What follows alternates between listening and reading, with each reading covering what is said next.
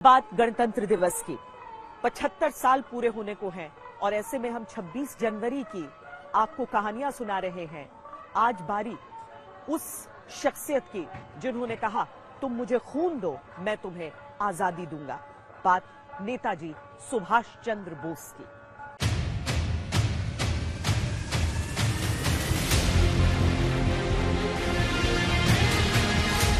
सुभाष चंद्र बोस का जन्म 23 जनवरी 1897 को उड़ीसा के कटक में हुआ। वो एक समृद्ध बंगाली परिवार से थे और बचपन से ही तेज तर्रार छात्र रहे।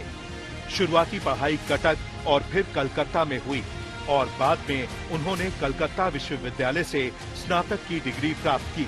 आगे की पढ़ाई के लिए इंग्लैंड में कैम्ब्रिज विश्वविद्यालय को चुना और फिर साल 1920 में आईसीएस की परीक्षा में टॉप किया। नेताजी बोस का भारतीय स्वतंत्रता संग्राम में प्रवेश महात्मा गांधी और जवाहरलाल नेहरू की नीतियों से असहमत होकर हुआ। उन्होंने गांधी जी की अहिंसक सत्याग्रह की नीति को अपर्याप्त मानते हुए सक्रिय संघर्ष का समर्थन किया। नेताजी सुभाष चंद्र बोस 1938 में कांग्रेस के अध्यक्ष बने। 22 जून 1939 को बोस ने भारतीय राष्ट्रीय कांग्रेस के भीतर एक गुट अखिल भारतीय फॉरवर्ड ब्लॉक का गठन किया, लेकिन गांधी और नेहरू से नीतियों में मतभेद के कारण 1939 में उन्होंने कांग्रेस अध्यक्ष पद से इस्तीफा दे दिया।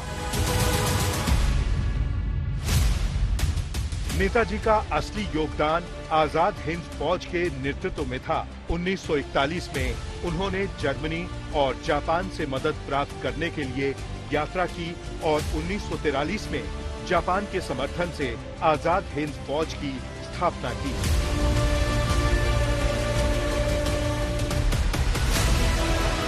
माना जाता है कि नेताजी सुभाष चंद्र बोस की मृत्यु 18 अगस्त 1945 को जापान के ताइपे में विमान दुर्घटना में हुई, लेकिन उनकी मृत्यु को लेकर कई अटकलें और सवाल उठे।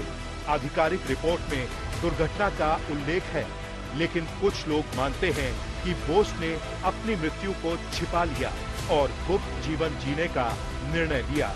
बोस को जानने और समझने वाले आज भी मानते हैं कि बोस आजादी के बाद किसी गुमनाम स्थान पर जीवित रहे।